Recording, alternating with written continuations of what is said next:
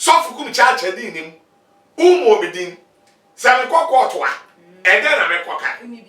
Mini bibia aka. Eti medie ka boy ne nyomo no. Medie me e wonu nya mi problem. Okay.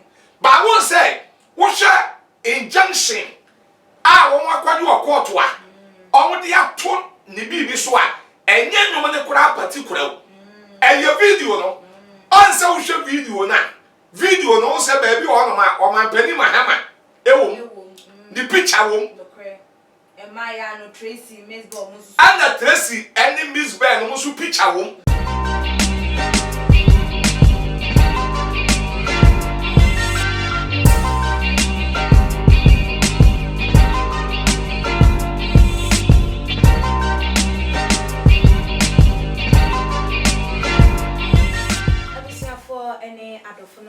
Obibia akwaba eba too much GHS so Ghana wahala jumede ena mosonfo muniaba ekes kapa enen so mede eba besomo na ebusia said ya moamonim no ye papa no saga ebebeto eye wo man Ghana mu moamonim ekwan ye fa so eba ye Tracy Boache ne Mesbo wo mo ntokwa yi a wo mu kodi ye ewo social media ye Instagram enunti ma ye former president John Dramani Mahama ni din ebebe pie mu ana chese wo mo dodo na susu se wo no ene papa no ma ho nsensem bebrebe na no ema nyuntuni abrante ye berima Sydney wo no so take that opportunity no so de enwum bi eba abonti achese ne papa no ye obere papa no ye obeye ose na nwuna na yenya nti ye se ye nkrofuko bi anase ya so ni mu achese yesiu no ena ebiem nso so no ye de ato ye ne nwum no eso se wontimi embo ebiem ni nyina ye video bi nkofo kokofa ye pictures bi editoto so ye former president pictures ni Tracy Boache ne Maya bi pictures a wo mo de kan wanu nti no na chese wo mu ni se wo di gu ye mampanyi ehu efi enu nti wo mo etwen no srededede na chese wo mo etutu na no de fa ensem no so de na no de sem to just say enye ono ene edi se adwuma no na ebusia ensem no de bebre na ewo na metwam ho me ba me de beba abesum. Too much GH. Many have come and many have gone, but you are a great Kankambuka ability, worth being beheld by every optical nerves. That's saith the papacy. Keep watching Too Much GH, and you'll get the best of entertainment, the best of everything you want. My name is Ohima One. Keep watching Too Much GH. The best. Abisia for me sanso emamo akwaba sunkun ebim se munya ebre etwen ye ma yetwa ye ho de eba na ne dey me guest eye sofupanyi prophet kumchacha onu ne dey me ne no eba abetwetwen enkomo prophet me ma akwaba me do so me aba ewrade adom bibia ye bokọ pa me se monso ewrade adom ho ye na me adom ye so ye ho eye ye da ewrade ase memfa akwan wi so na minchia ahwefo a ehwe yi nyina na minchia madam for sofo a wo USA a wo Virginia Bishop Adonten Boaten sofo a wasayo police ni pa wo US nyame hira na urade nyokase wonsan wa body no so aba why they sofo why they nyame hira why they on say me this silly edi actually why they na minchia Bishop Ransford Asare enso ewo Minnesota in fact nyame hira pa nyame nipa sofo nyame nyokase na urade ma woni nche Ransford AJ Asare Bishop ewo Minnesota etimi aba medase one kasanso mi chiawo nyame hira mu nyina na mi chiawo sofo Elia nso nyame hira ne pa prophet na o hwe ye nuabe ma berima Sydney ne nsem ababeto abonti ade na betimi aka afa ho mi nuaba ade ba ko a sofukum chacha meka ne se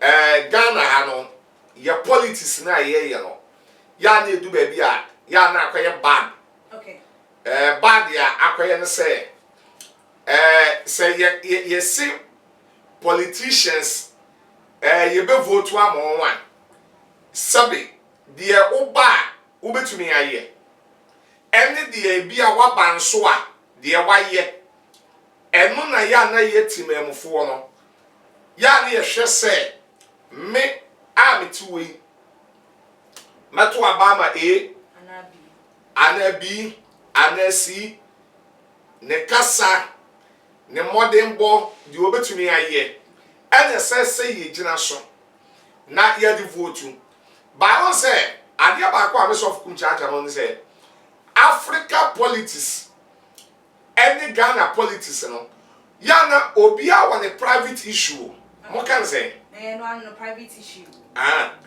maybe private issue no yana ye different the sense of kumchacha metiwe my private issue different and I also media different. Thank you.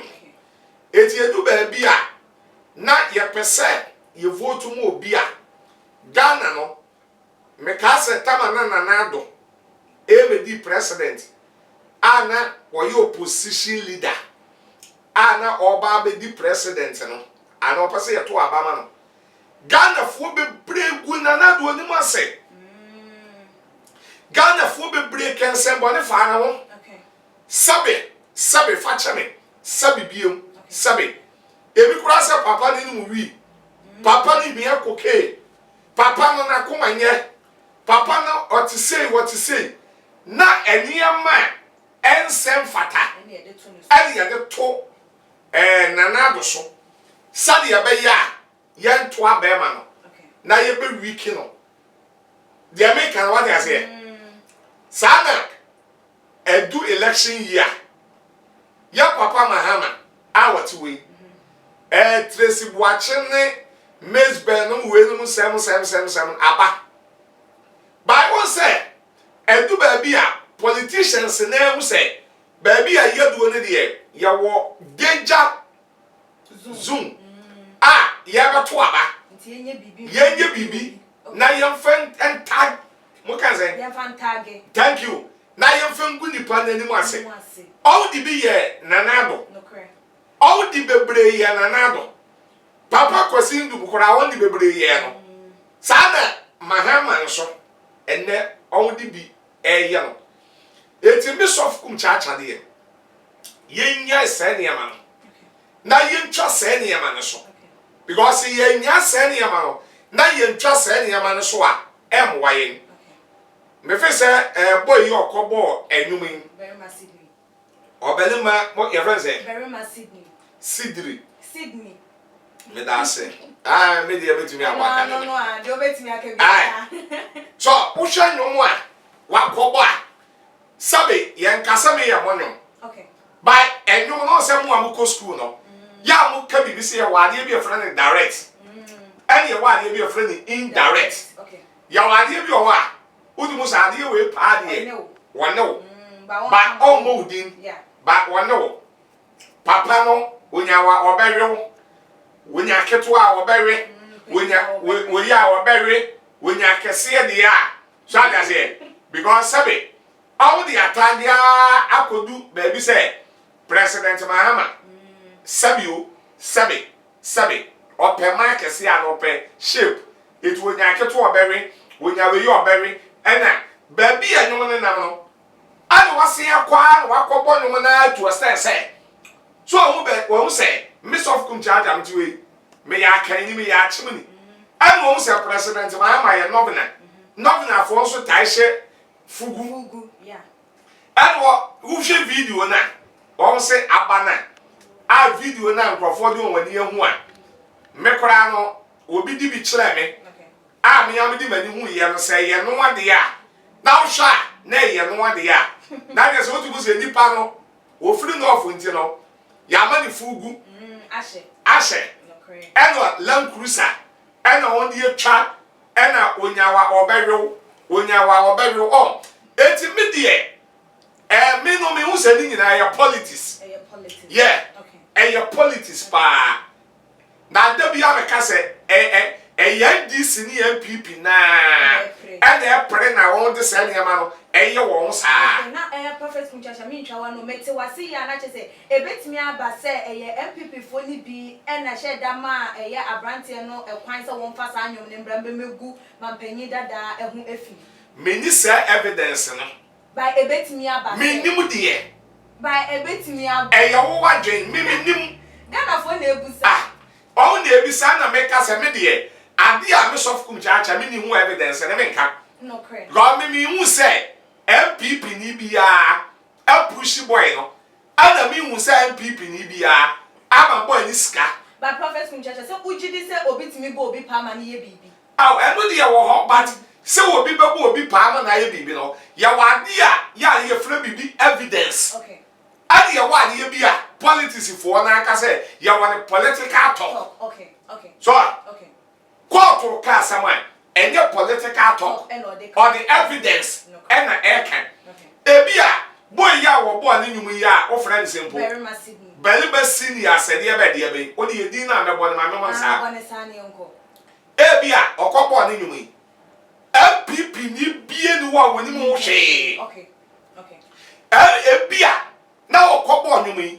MPP pani bia ne nkasai. Okay. An MPP ni bie ni wa bi o ne boy na di nkomo se. Kwande kwaye se. So ada se. Ebi a na wono boy no so wo peso obo. Na wodi nya publicity. Okay. Mo ka say publicity. Thank you. Wodi gini din odi nya ni sika. Okay. Odi go to YouTube. Okay. Na YouTube this camera. Na YouTube etumi tuya de ka. Because anyim we no ahiti. No correct. Ana o she video na no wode. No correct. Etisi ya de anyim we any video we. Akoto baabi ti say YouTube a sika be firi mu aba. Eti ebia na wo bi te nchen a wo beka se bia MPP ni bi. Ba me de ebetumi abase MPP ni bi ebetumi aye bibi sa. Okay. Ebetumi ti etwi no ebetumi. Okay. Ebetumi ba me sof kum chacha me ni evidence. Okay. Me fa mani nso hu se MPP ni bi e na ama ni bibi. And they're pushing the sack, so that's it. And they're to me about Sackboy and so no. MPP Nibia Mono, MPP Nibia and Kasai, but on also the year business. That's a idea, ye before no. To a quite better baby, quite be a one of us will be with a man. What did be with a man? Yes. Now, prophets mean Chawano, yen share say, Bano, yes, said your walking say, quite be better baby will be fast so at the year. Yes, share a year, fancy more as of a year. Obo, maybe I will be about that can answer man. I said, the beer and experience be a mania. Boahamu preach here. Just to let a your congregants know say, if you are there with a beer sipping, say, which me do be as some a fatum. I sorry them one I say if you are preaching be with me the young fat one and with me ejina so they can be and it say be si na no so ejina so they abon you man why am from so be wo ho ana Me ni aba ya na ade ba ko a yen study ni ehu ne say ebere bi ya wone ye okay osenkafo etire me nsa kora se bibia wone bere anya ye wo bere bi o wa da bi ya me ka se won ye beto aba eja wom eni bere wom esum wom awrewo wom otai wom owuo wom abani wom edu election ewo Ghana ha what Ghana ha edu election time asa wo man no edane ebutu beja no kre ase wi ase ne besen ase Ghana pena ye to aba asa fe ne ye be hye wo man no fofo abrofiso on to aba ni bi no kre